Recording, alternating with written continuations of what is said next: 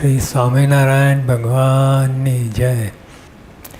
સ્વામિનારાયણ હરે સ્વામી વાત કરી છે. આપણે જ્ઞાન શીખતા તો આવડે જ નહીં ને વારાયક તો છે જ નહીં. આપણે જ્ઞાન શીખતા તો આવડે જ નહીં. આપણે ઉપર ચોટ્યું જ્ઞાન ધરાવીએ છીએ, પણ શું અક્ષર ને શું પુરુષોત્તમ એનો મહિમા તો અપરંપાર છે. એટલે એ જોતાં આપણે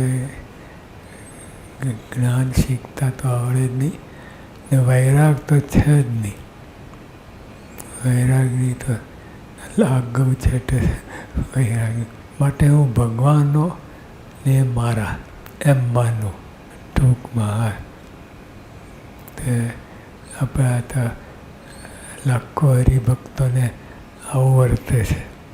મહારાજ સ્વામી નિષ્ઠા દૃઢ કહીને રાખે છે અને એ એમાં જ માને છે.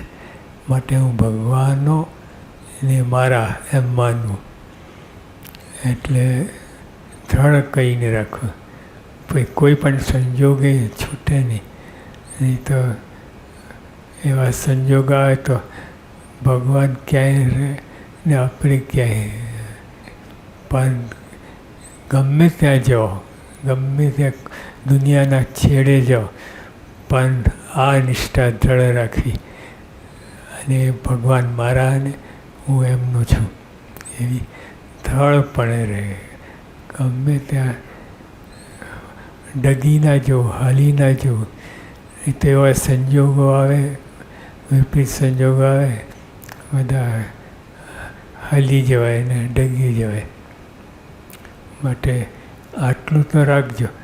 બીજું બધું જ્ઞાન તો આવડે જ નહીં, વૈરાગ તો છે જ નહીં એ બધું, પણ આટલું તો દ્રઢ કહીને રાખજો. ગમે ત્યાં દુનિયાને છેડે જઈએ પણ ભગવાન મારા ને હું એમનું છું. ને હેત તો 15 આના સ્ત્રીમાં છે ને 1 આનો અમારામાં છે. અને દેવની માયા જેવી છે. મહારાજ એ રીતે રાખે, પણ આપણે ધર્મે કહીને શોભે છે ધર્મનિયમથી. નહીં તો આ લાગુ બધાને પડે કે 15 આના સ્ત્રીમાં હેત છે ને 1 આનો અમારામાં છે. ને કલ્યાણ તો એને શરણે ગયા એટલે સમર્થ છે તે કલ્યાણ કરે એ એની મોટી છે. ભગવાનની એમને આ લોકમાં કોઈને શરણે કોઈ હોય તો પણ એની રક્ષા દેખરેખ રાખે તો ભગવાન તો કેટલા મોટા છે, એમને તો શું હિસાબમાં. પણ આપણા તરફથી એટલું જ રહે કે હું ભગવાનનું છું મારા છે, 3 પણ રહે. સ્વામિનારાયણ હરે સ્વામી વાત કરી છે. નવરાશ હોય ત્યારે ભગવાનની મૂર્તિને લઈને બેસવું. એટલે આપણે જે ચિત્ર પ્રતિમા એ લઈને બેસવું એવું નહીં. મહારાજ સ્વામી કહે છે કઈ રીતે નવરાશ હોય ભગવાન મૂર્તિને લઈને બેસવું. ને તે મૂર્તિ તે શું? એ ભગવાનની કથા વાર્તા ને ધ્યાન એ ભગવાનની મૂર્તિ છે. કથા વાર્તા અને ધ્યાન એ ભગવાનની મૂર્તિ છે. એમાં મૂર્તિ કરતાં વધારે બળ છે. કારણ કે જેનું જ્ઞાન આપણે કરવું છે એ જ્ઞાન સહી થાય. કથા વાર્તા ધ્યાન ભજનમાં એવું જ હોય. એ બધી તો ભગવાનનું ઓળખાણ કરાવે. ભગવાન શું છે, ભગવાન કેવા છે, એટલે વધારે જોડાણ થાય. એટલે એમને કથા વાર્તા ધ્યાન ભગવાન મૂર્તિ. એટલે સ્વામીએ કહ્યું કે કથા વાર્તા એ બધું જ એમાં આવી ગયું. કથા વાર્તામાં તમારે ભગવાન સ્વરૂપ ઓળખાય, ભગવાન બધું થાય. આજે પણ ધીમે ધીમે પણ મંડ્યો રહે, કથા વાર્તા મંડ્યો જ રહે. તો મહારાજે પણ કહ્યું છે કે 100 વાર અભ્યાસ કરે તો વચનામતના બધા શબ્દો ઉકળે. પોતાની મારે આ પૂરું. પણ એ ભગવાનનું દૈવ છે, ભગવાનનો પ્રતાપ છે, ભગવાનનો પ્રકાશ છે. એટલે ભગવાન સુજાડે, પણ આપણે દાખલો કરવો પડે. એમને કાંઈ ના થાય. એમને મોઢું ઉઘાડ્યું, કેરી મોઢામાં આવે એ ના બને. એ તો દાખલો કરવો પડે. દાખલો કરે તો અવશ્ય ચોક્કસપણે આપણને આ બધું જ્ઞાન થાય. ને દેહ હોય ત્યાં નિંદ્રા, કામ, સ્વાદ, લોભ એ સર્વે ભેળા હોય. દેહ હોય, દેહધારી છીએ આપણે, એટલે બધું થાક, આળસ, પ્રમાદ બધું જ થાય. પણ સ્વામી કહ્યું કે દેહ હોય ત્યાં નિંદ્રા, કામ, સ્વાદ, લોભ એ સર્વે દેહ ભેળા હોય. માટે તેને તો દેહ ભેળા જ કરી રાખવા. દેહનું ખાતું જુદું ને આત્માનું ખાતું જુદું.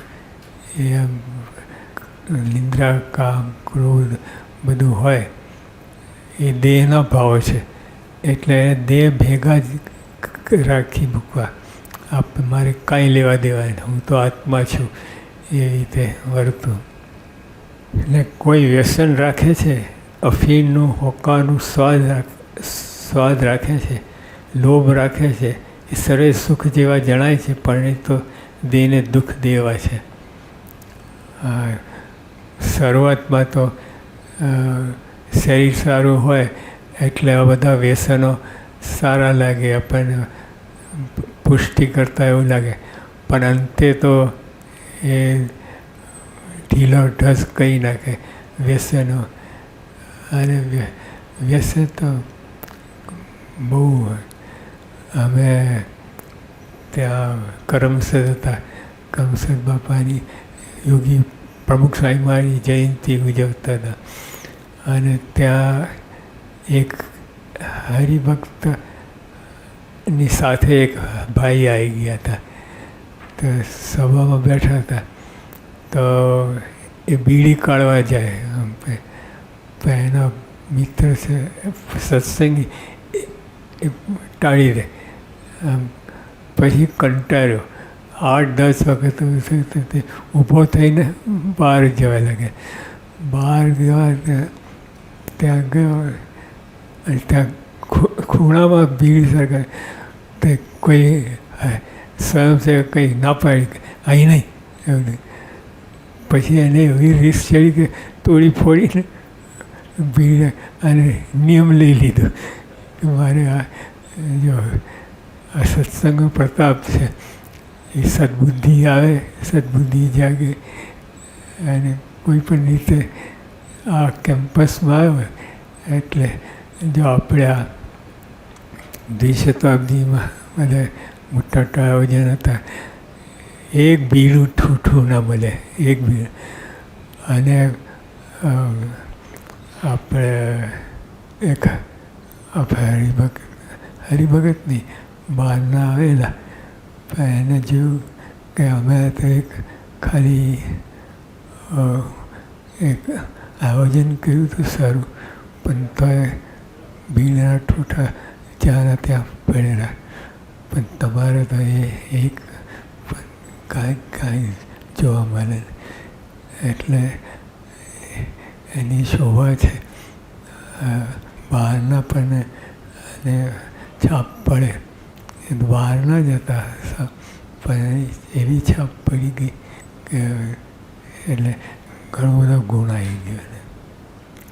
સ્વામિનારાયણ અરે સ્વામી વાત કરી છે. ભગવાન ભજવામાં 3 વિઘ્ન છે. પહેલાં તો ભગવાન ભજ્યા તો ઠીક, ના તો એવું હોય છે.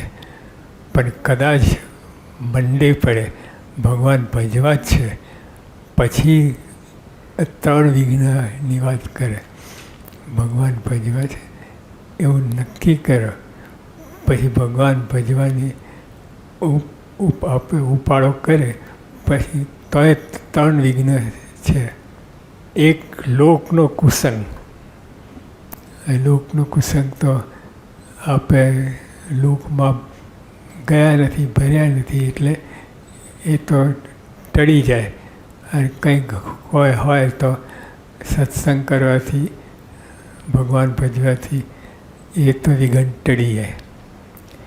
પછી સત્સંગમાં કુસંગ એ બહુ મોટી ભારે કલમ છે.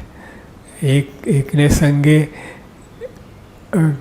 એકાંતિક થાય અને બીજાને સંગે એકાંતિક હોય તો પણ મટી જાય. એવો કુસંગનું જોર છે.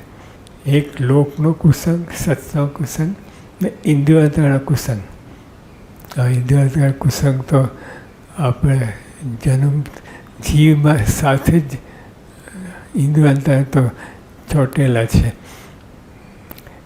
અને સમજણે કહીને જુદા પડે, બાકી તો ચોંટેલા જ છે. અને ભલભલાને ઇન્દ્રિયાંતરનું કુસંગ તો ભારે છે. એનાથી છૂટું પડે એ જ વૈરાગ, એક જ્ઞાન, ધ્યાન બધું આવી ગયું, એકાંતિક પણ આવી ગયું. ઇન્દ્રિયાંતરથી છૂટા પડે એ સમજણ એવી કેળવે અને સમજણથી જ આવે. બીજા કોઈ વાતે ના આવે. સમજણ એવી પછી ઇન્દ્રિયાંતર કુસંગ સંગ લાગે જ નહીં. પોતાને આત્મામાં જ દ્રઢપણે અથવા ધર્મમાં દ્રઢ રહે તો પણ કામ થાય. આપણા ધર્મની બધા જ એવા છે કે જે ઇન્દ્રિયાંતરથી છૂટા પાડે આપણને એવા છે. માટે સર્વેના છળમાં આવવું નહીં. આ બધા 3 જાતના કુસંગ છે. જેને ભગવાન ભજવા હોય એને સાવધાન રહેવું ને અને ટાળવું. એક તો ભગવાન ભજવા છે એવું નક્કી થાય પછી આગળ વાત થાય. ભગવાન ભજવાની વાત જ નહીં. હો ગયા તો હો ગયા, ચલતા હૈ રહેતા હૈ. એવી રીતે નહીં. ભગવાન ભજવા જ છે એવું મનમાં દ્રઢ કરવું, પછી આગળ કામ થાય. તો પછી આ 3ના પંજામાં આવવું નહીં, 3ના ફાંસામાં આવવું નહીં. કે સત્સંગ, લોકનો કુસંગ, સત્સંગમાં કુસંગ ને ઇન્દ્રિયોનો કુસંગ. માટે સર્વેના છળમાં આવવું નહીં.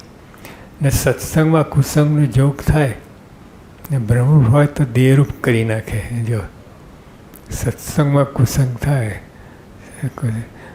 તમે એકાંતિકપણું હોય પણ તો એ દેહરૂપ કરી નાખે. ને સત્સંગમાં સારો જોગ થાય તો દેહરૂપ હોય તેને બ્રહ્મરૂપ કરે. સારો જોગ એટલે સત્સંગ કર્યા પછી આ સંઘને આપણે બહુ તકેદારી રાખવી પડે કે જેવો સંગ મળે એવું તમને કરી નાખે. સત્સંગની અંદર જો ગુણાતીતાન સ્વામીના વખતમાં 2 મુમુક્ષુ આવ્યા જુનાગઢ અને એમને સ્વામીને કહ્યું કે સ્વામીના દર્શન કરવા છે. તો એ કે છેટે દેખાડે, જો એ રહ્યા સ્વામી જાય છે હારે છે ફરે. તમે અહીં શરબત પીને પછી જાઓ, સ્વામી ક્યાં જવાના છે? તો એ તો ફસાઈ ગયા અને શરબત પીવાના રહી ગયા, એમાં રહી ગયા. અને બીજો તો ના, મારી સ્વામીને પગે લાગીને એને ખબર અંતર પૂછીને પછી બધું ચા પાણી કરું, બીજું નહીં. તો સ્વામીએ 2 જણ હતા ને, એક જણ તો રોકી ગયા, બીજા સ્વામી પાસે આવ્યા. સ્વામીને કહ્યું કે સ્વામીએ અંતરેપણે કહ્યું, તમે 2 જણ હતા ને, બીજો ક્યાં ગયો? તો સ્વામી કહે એ તો શરબત પીને આવશે. સ્વામી કહે ગયો પતી ગયો. 12 આંગળીયા સાધુ હતા.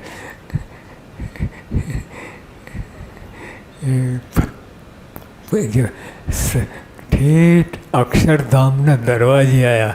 અક્ષરધામના દરવાજે અને તો ગાડી છટકી ગઈ. આવું છે. એટલે સત્સંગમાં કુસંગ બહુ બળની વાત કરતો હોય પણ તોય મોરી વાત કરે. બળની વાત કરે ઉપરથી બહુ દેખાડે પણ એનો કુસંગ એ ભારે એક જ મોરી વાત કરે કે આ સત્સંગમાં હું 12 વર્ષથી સત્સંગ કર્યો પણ કાંઈ જોયું નહીં.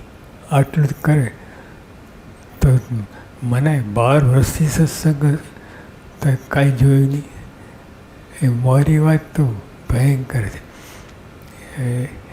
એમાંથી બધું એટલું બગાડ થાય તે સત્સંગનો કુસંગ એ બધું જાણીને જોઈ રાખવું. સ્વામિનારાયણ ભગવાનની જય.